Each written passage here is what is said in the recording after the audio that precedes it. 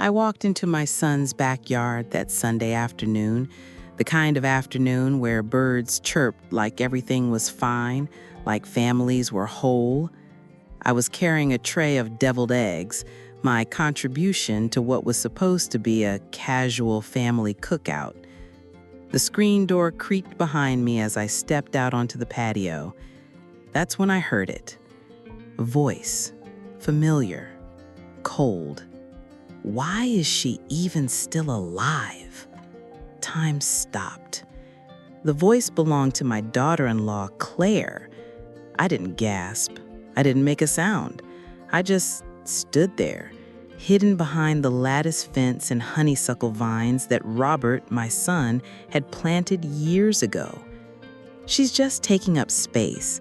I mean, do we really need to wait forever for her to hand over the house and the money? Her words sliced through me like wind through thin glass. I didn't leave.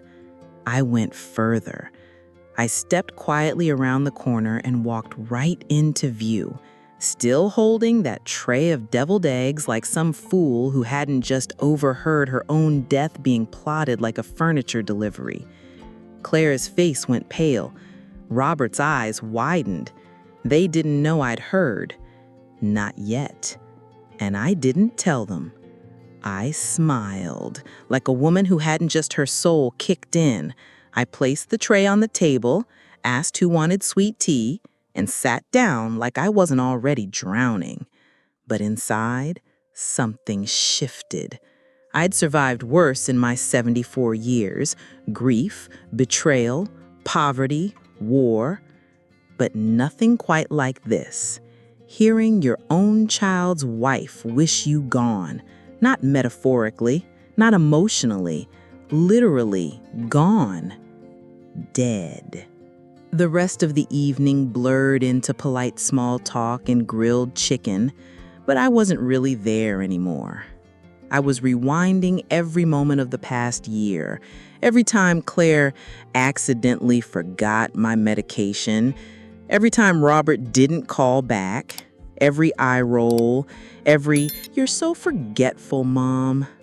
They were building something, a case maybe, or a plan, and I was just now waking up to it. But here's the thing. I didn't survive 74 years by being stupid. I may walk slow, I may forget where I put my glasses, but I never forget how people make me feel. And that whisper in the backyard, that was war. They wanted me out of the picture. They had no idea I was about to become the biggest problem in theirs. That night, I didn't sleep. I sat in my kitchen, the one Robert built for me after his first big promotion, holding a cup of tea that had long gone cold. The words kept echoing in my head. Why is she even still alive? I didn't cry. I didn't rage. I simply rewound. Every small comment, every missed phone call, every forgotten prescription Claire accidentally didn't refill. Suddenly, it all made sense. It wasn't carelessness. It was calculation. Around 2 a.m., I stood up, walked down the hall to my bedroom, and opened the closet door. Buried beneath an old quilt and a box of winter scarves was a smaller wooden chest. Inside it, a key. I hadn't touched it in years. John had given it to me 5 years before he passed. He'd said, "Keep this. Use it only if you ever feel unsafe, and only if it comes from inside the family." Back then I had laughed. The idea that my own son's home could ever feel unsafe was unthinkable. Not anymore. I went to the garage, to the back corner where John's old workbench still stood. Behind it, covered in dust and tucked behind faux shelves, was the safe. The moment the key turned, something inside me did too. Inside were papers, dozens of them, trust documents, bank records, deeds, legal protections, and a letter dated 5 days before his surgery, the one he didn't survive. If you're reading this, Dorothy, someone close to you is trying to take what we built. I didn't tell you about this because I knew you'd never want the burden, but now it's your shield. Our life, our work is protected from everyone, even family. My breath caught. Inside the safe was evidence of accounts I'd never known about. John had hidden over $33 million across multiple trusts, investments, and hard assets, all under my name. Carefully structured, irrevocable, untouchable unless I personally authorized access. He hadn't trusted anyone else, not even Robert. I stood there in silence for a long time. I wasn't just some tired old woman with tea-stained fingers and fading memories. I was the sole beneficiary of a hidden empire, and I wasn't going to lose it to a backyard whisper. They thought I was fragile, powerless, almost gone. But what they didn't know was that I had just remembered exactly who I was, and I had just opened the vault they could never find, let alone control. The following morning, I got a phone call from Robert. He sounded cheerful, too cheerful, the kind of upbeat that feels borrowed from someone else's emotions. He asked how I was feeling after the cookout, said Claire felt bad about something she might have said out of context.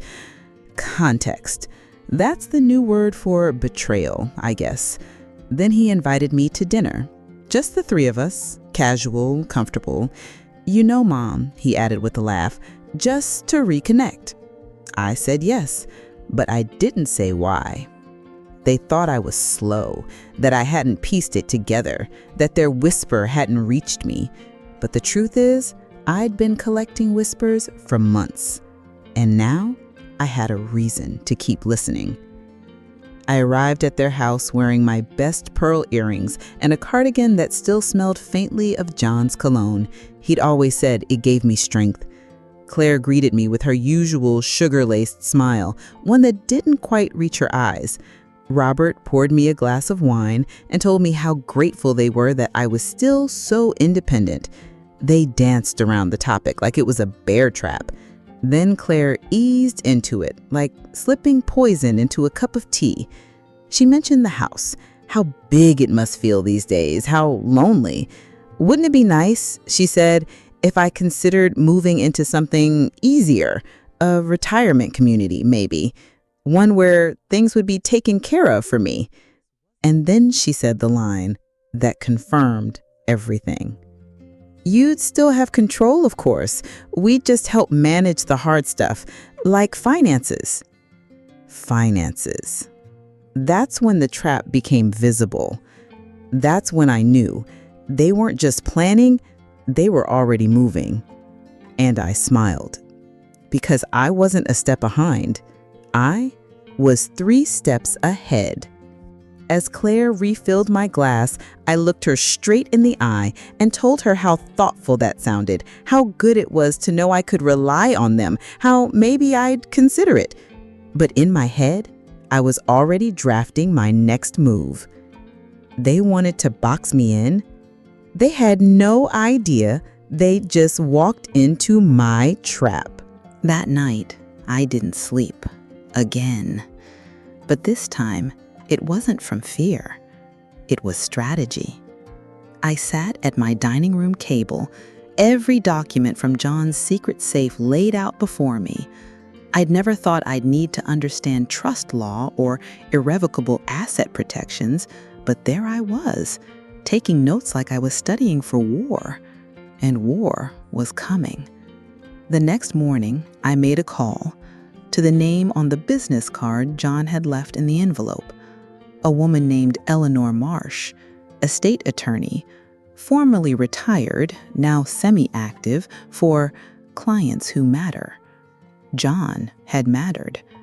She answered on the first ring, The voice was calm, sharp, and had the kind of confidence that doesn't ask permission. When I introduced myself and mentioned John's name, she didn't hesitate. "I've been expecting this call," she said. Those words settled something in me. It meant John had planned for this, all of it, even Claire, even Robert. I met Eleanor the next day in her discreet little office above a bookstore downtown. She didn't offer small talk. She got right to it. John had placed everything, every dollar, stock, property, and interest into a complex legal web that only I could access. He'd created multiple layers of protection in the event of external pressure or familial manipulation. In other words, for exactly this situation. He had even written out a contingency plan. If someone tried to force my hand, if I was pressured, deceived, or even gaslit into transferring control, the trust would automatically trigger legal lockdown. It was foolproof. But Eleanor wasn't done. "There's something else," she said, sliding a thick folder across her desk. "He also gave you options to strike back. Inside were blank power of attorney reversals, emergency court filings, and a pre-written cease and desist, all with my name, ready to be activated at a moment's notice. John hadn't just protected me, he'd armed me. I left that office feeling taller than I had in years, not because of the money, but because I finally knew the truth. They couldn't take anything from me unless I let them. And I was done letting people take anything. That evening, I returned home and sat in John's old leather chair, the one he read the Sunday paper in every week for 40 years. I looked out the window, and for the first time since the whisper in the backyard, I didn't feel afraid. I felt something else. Ready. 2 days later, they showed up unannounced. Robert and Claire standing on my front porch with a store-bought cheesecake and too many smiles. The kind of smiles people wear when they want something but don't want you to know how badly. I didn't ask why they came. I already knew. They said they were just checking in, said they'd been thinking about me, that maybe they were too pushy the other night. Claire even apologized, her voice dipped in syrup, for bringing up the house so suddenly. I invited them in. I served tea, not because I was feeling gracious, but because I wanted them to feel safe. Let their guards drop. And they did. Claire kept glancing at my bookshelf, where I now kept a blank folder labeled Estate Files. She asked if I needed help organizing anything complicated. She mentioned how burdensome paperwork can get with age. Robert added how overwhelming finances could become, especially for someone who lived alone. Each word was polished, rehearsed like they'd been practicing. They wanted me to feel old, vulnerable, confused. Instead, I felt powerful. Because behind that bookshelf was the real folder, and behind my calm expression was a woman who already knew what was coming. They asked if I had given any more thought to future planning.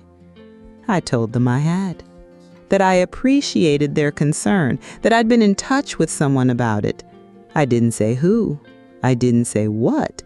I just let the words sit there like a loaded gun on the table. Claire went quiet after that. Robert offered to help review anything, should I need it. They left after exactly 43 minutes. No real progress, no signatures, no cracks in the wall. But I could feel it now. Their patience was thinning. They were running out of time, and they knew it. As the door closed behind them, I walked straight to my kitchen drawer and pulled out the notebook I'd begun the night after the cookout. I wrote down, "Stage 2 complete. They're probing. Won't be long before they push." Then I underlined the next entry, "Let them push." 3 days passed. Then came the knock. But this time, Claire came alone. She stood on my porch with her hair pulled back too tight, dressed like she'd come straight from brunch with the devil.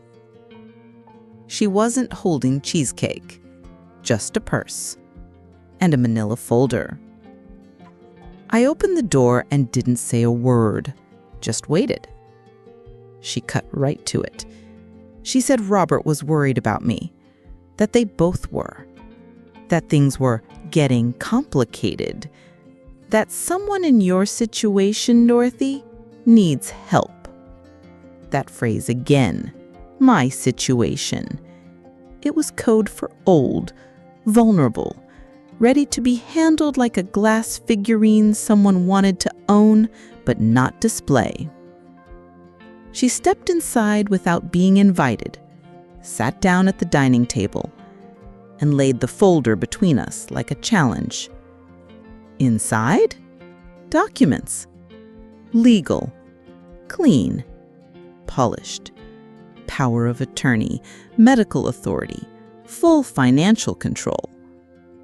Claire said they'd spoken with a lawyer, someone who specialized in elder care. She said these were just precautionary measures, that they were only trying to protect me from outsiders. Outsiders like who, I wondered. Myself? I opened the folder slowly, pretending to study the pages, but my hands didn't shake. My eyes didn't blur. I didn't stammer or hesitate, because I already knew what I was holding. A leash. Signed, notarized, and stamped. The moment I signed, I would no longer exist as an independent person. I would be a line item in someone else's estate plan. Claire smiled, but it didn't reach her eyes. She leaned in, lowered her voice, and said the line that would change everything. It's time to stop pretending you can do this alone. I looked at her, really looked at her, and felt nothing but steel. Because I wasn't pretending. I was preparing. I closed the folder, set it down gently, and said I needed time, that I wanted to review it, that legal things confuse me. She nodded like a lion who thinks the trap has worked.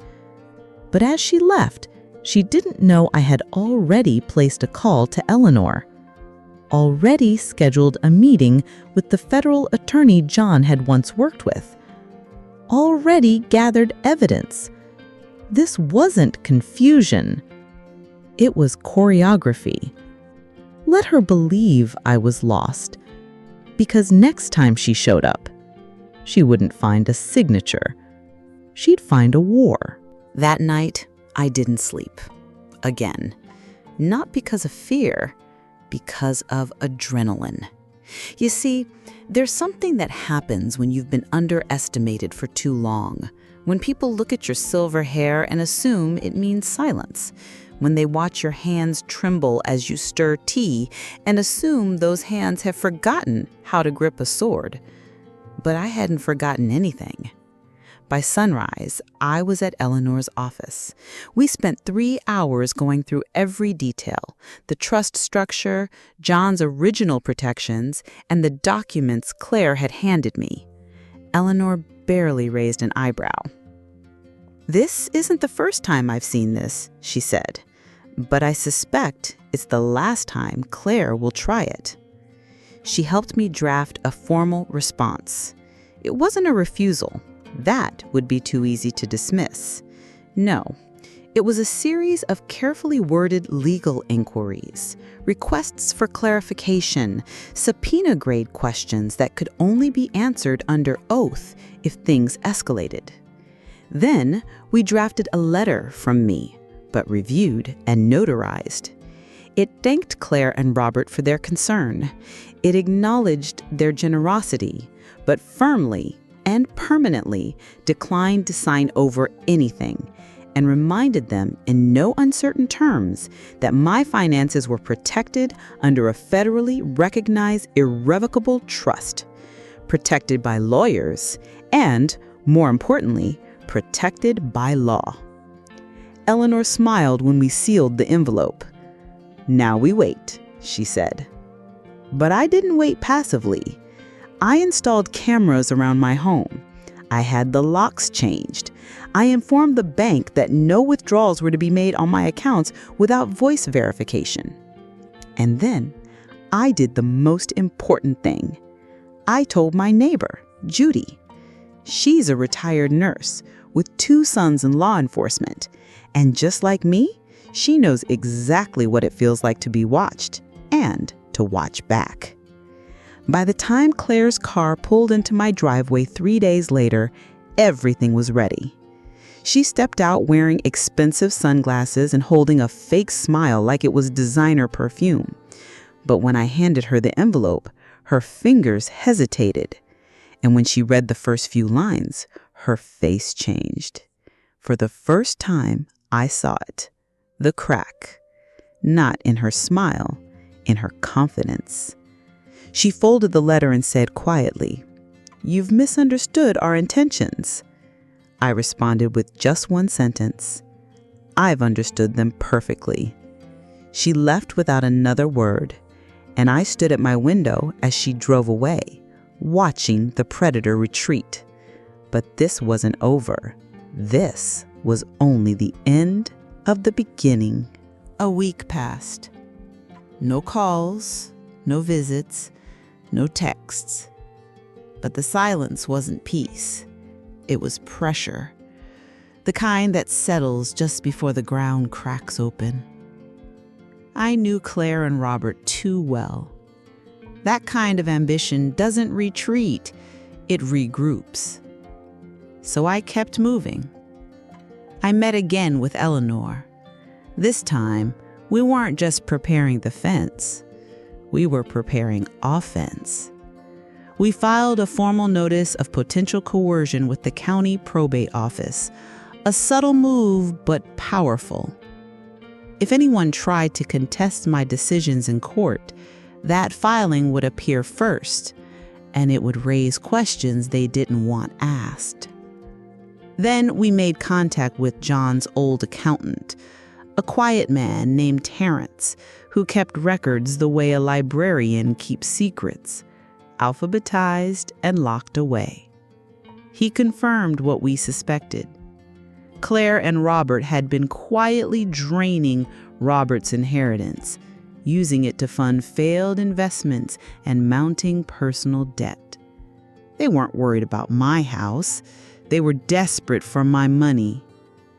I didn't need more proof, but I wanted it. So I set a trap. I called Robert. I used the same frail tone Claire had once weaponized against me. Said I was worried, confused, that maybe Claire had been right, that I needed help. He took the bait in less than a minute. That night, he showed up alone, without Claire, without documents, just himself and a smile so wide it nearly split his face. He said he was so relieved I'd come around, that he knew I just needed time, that he was already working on the paperwork to streamline the transition. And then he said it, the thing that revealed everything. "Don't worry, Mom. Once we take over, you won't have to think about money again." Take over. Not help. Not support. Take over. I nodded, pretending to sip tea while the security camera on the mantel recorded every word. The next morning, Eleanor had the footage archived and the transcript printed. By evening, I'd submitted everything to the Federal Elder Protection Division. This wasn't just manipulation anymore. This was exploitation. And it was time to act like it. It was a bright, Tuesday morning when I walked into the local field office of the Federal Elder Protection Task Force.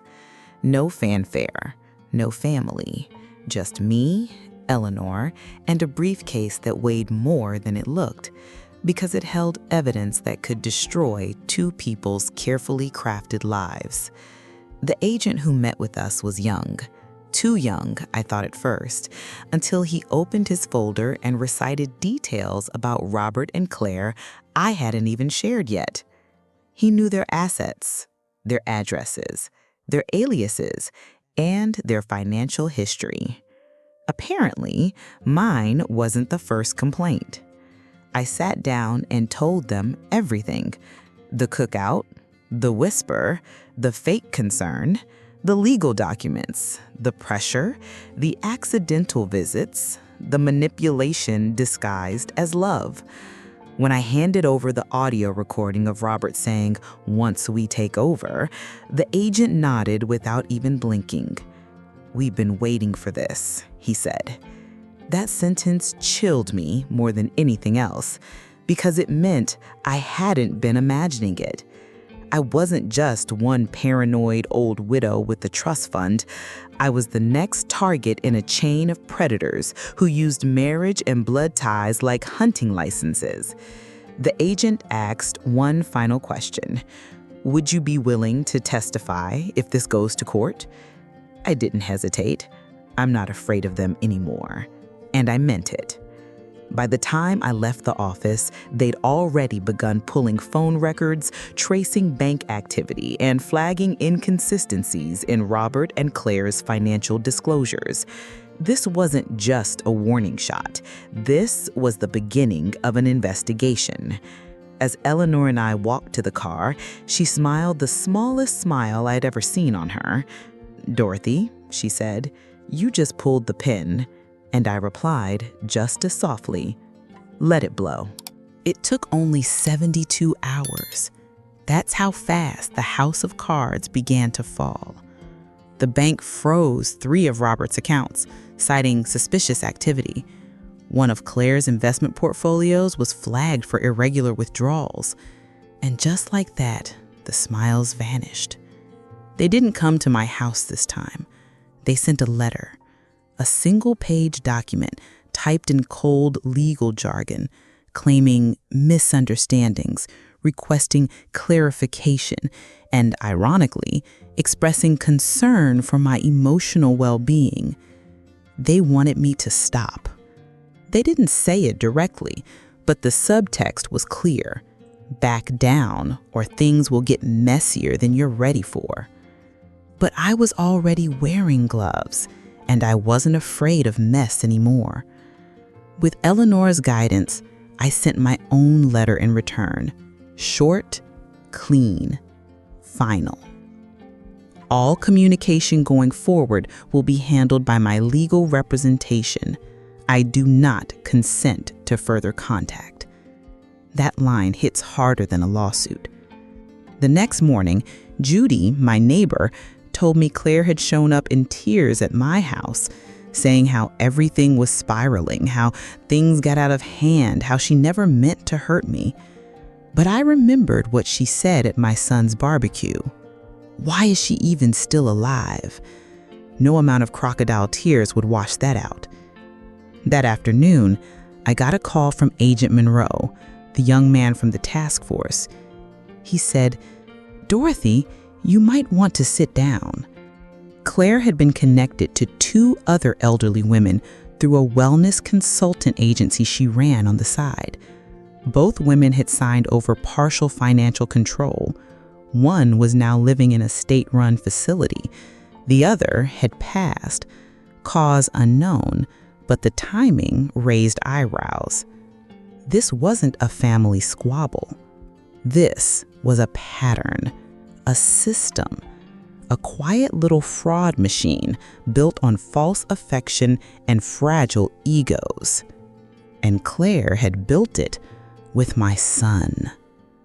That night, I sat in John's chair, holding the photo of him in his Navy uniform, the same man who left me a fortune not to spend, but to survive. And maybe, just maybe, to fight. I whispered aloud, "You were right. They came for me, but I'm not going quietly." Friday morning felt too quiet. The kind of quiet you get before a thunderstorm. Not peaceful. Tense. At exactly 10:14 a.m., a sleek black SUV pulled up across the street from my home.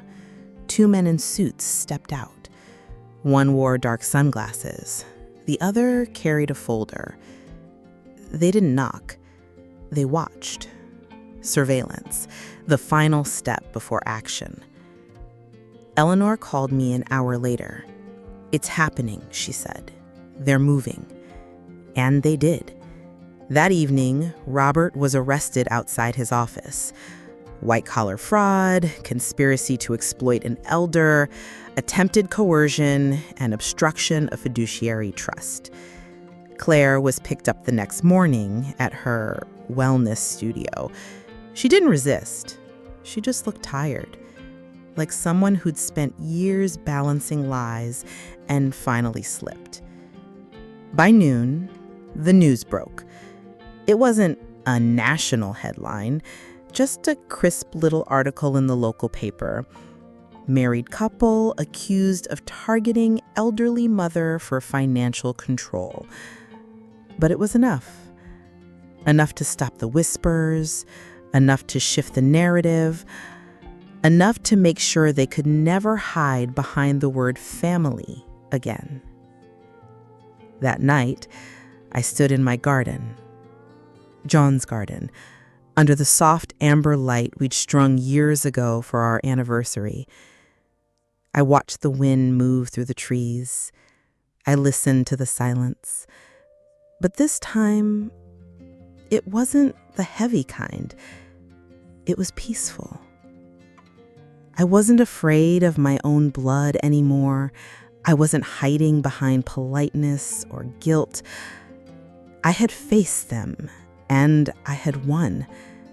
Not because I had money, but because I had truth. I had protection, and I had the courage to stand when others would have crumbled. John had left me $33 million, but what he really left me was a spine of steel. The following week, my phone didn't stop ringing. First, it was Agent Monroe. Robert had cracked within hours. Turns out, the man who once told me you won't have to think about money again had debts stacked like dominoes behind him, credit lines, hidden accounts, business ventures in other people's names, a fragile empire built on sand. He traded it all, his silence, his pride, for a reduced sentence. Claire held out longer. She always was colder, more calculating. But once they showed her the testimony from the other victims, the elderly women she drained behind her wellness consultant mask, the bravado melted. Her attorney begged for a deal. It was denied. The DA was pursuing maximum sentencing. They called me the primary victim. Strange word, victim, because I didn't feel like one. Yes, they came for my house. Yes, they wanted my mind, my name, my control, but they didn't get it. And that made all the difference. The courthouse buzzed the day of the arraignment. I sat in the front row, no pearls, no makeup, just me in John's old navy blue sweater, calm as a mountain. When Robert was escorted in wearing cuffs, he didn't meet my eyes, but Claire did. She looked at me like a woman watching her own reflection shatter, not from guilt, from disbelief, because she'd spent so long thinking I was weak, small, manageable. She never imagined I'd be her reckoning. Afterward, Eleanor and I walked out the marble courthouse steps in silence. No reporters, no cameras, just the sky, so wide and blue it felt like an apology. That night, I took down John's letter from the drawer. the one I'd read a dozen times since his death. I folded it once more and placed it in a new envelope. I wrote a single line beneath it. They tried to erase me. Instead, I erased them. Then I filed it away, not as a memory, as evidence of who I'd become. A week after the arraignment, I got a letter.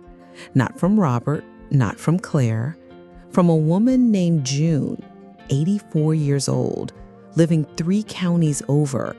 She'd seen the small article in the paper, the one with my name. She wrote that her niece had been pressuring her to sign something she didn't understand, that she'd been too afraid to tell anyone, until she read about me. Her letter ended with, "If someone like you can fight back, maybe I can too." I cried when I read it, not because I was sad, because I finally understood the gift John had left me. His money wasn't just a fortress, it was a lighthouse, and I had kept it hidden too long. I called Eleanor, told her we needed to do something bigger. Within days, she'd arranged a meeting with the state attorney general's office. I walked in, a widow in her 70s, wearing orthopedic shoes and a weathered handbag. I walked out with a signed agreement to fund a statewide elder fraud prevention program using part of John's trust. Legal clinics, hotlines, free legal consultations, emergency legal injunctions, all for people like me and June, who'd been silenced for too long. Then came the interview. The local news station wanted to hear my story. I almost declined. Almost. But then I thought of Claire's voice saying, "Why is she even still alive?" And I realized something. I wasn't just alive. I was unstoppable. So I sat under those bright studio lights, looked straight into the camera, and said with no apology, "If you come for a widow, be ready for war, because we've buried stronger people than you." The producer's jaw dropped. In that clip, it went viral. Millions of views, thousands of comments, and suddenly, I wasn't just a headline, I was a movement. After the interview aired, something remarkable happened. Letters started arriving, emails, voicemails, handwritten notes on lined paper, folded into trembling envelopes, from Texas, Maine, Iowa, California, from women and men who had felt the same ache I did, the betrayal of trust, the isolation, the shame. All of it wrapped in polite silence, because good families don't speak about money. I read every single one, and then I did something none of them expected. I answered every single one, some with legal referrals, others with just words of encouragement, sometimes with my own story, raw and simple, but always with the same promise: you're not alone, and you are not weak. Within 2 months, the hotline we'd funded had logged over 900 calls. Eleanor had to hire 2 assistants just to manage the inbound inquiries from other law firms, nonprofits, and elderly advocacy groups who wanted to replicate what we were doing. The press called it the Dorothy Hartley effect. I didn't care for the name. I wasn't in it for fame. But I cared for the effect, because predators, real ones, began getting scared.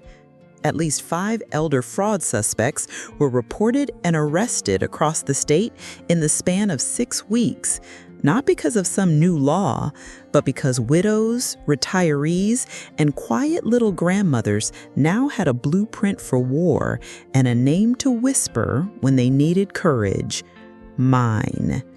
And just when I thought the wave had crested, a call came in from the federal government. They were considering a national expansion. They wanted me on the advisory board. I laughed when I hung up. Imagine that. An old woman who spent years behind garden hedges and funeral centerpieces now advising federal prosecutors on how to dismantle criminal networks. And all because someone made the mistake of thinking I was harmless. They tried to turn me into a victim. Instead, I became their reckoning. 6 months after Claire and Robert's sentencing, I stood in front of a packed room at the state capitol. Reporters, lawmakers, families, survivors. The governor introduced me as the widow who turned her inheritance into a weapon for justice. But I wasn't there for applause. I was there to make sure no one like Claire ever got a second chance. I told them what had happened to me. Not the polished version, the real one. The whispers behind my back, the smiles laced with manipulation, the terror of knowing your own child may have married a lie, and how, one quiet night, I decided to stop being afraid. I ended my speech with the same line I'd written under John's final letter. They tried to erase me. Instead, I erased them. The entire room stood. I saw tears, I saw fists raised, and I saw something else too: resolve. After that speech, the vote was unanimous. Our state passed the Hartley Protection Act, a law that gave elderly individuals greater rights, faster intervention, and full legal protections from familial coercion and financial exploitation. John would have been proud. But I didn't stop there. I allocated $10 million of my trust to launch the Hartley Foundation, a national nonprofit that provides free legal aid, financial training, and emotional support for seniors across all 50 states. Within a year, we had partners in Washington, D.C., and not long after, we got our first call from overseas. Apparently, elder fraud doesn't have borders. But now, neither do I. And here's the most important part. The next time someone like Claire looks at a widow like me and thinks, she's alone, she's weak, she won't fight back, they'll pause. They'll remember the name. Because Dorothy Hartley is no longer just a woman. She's a warning. If this story moved you, if you've ever felt underestimated, overlooked, or nearly erased, then I invite you to do 3 things. 1, subscribe for more true stories that reveal the power of resilience. 2, share your story in the comments. You're not alone. 3, warn someone, protect someone, be the storm they didn't see coming. Thank you for watching. Stay fierce, stay dangerous, and remember, some widows don't just survive, they rise. And when they do, they change everything.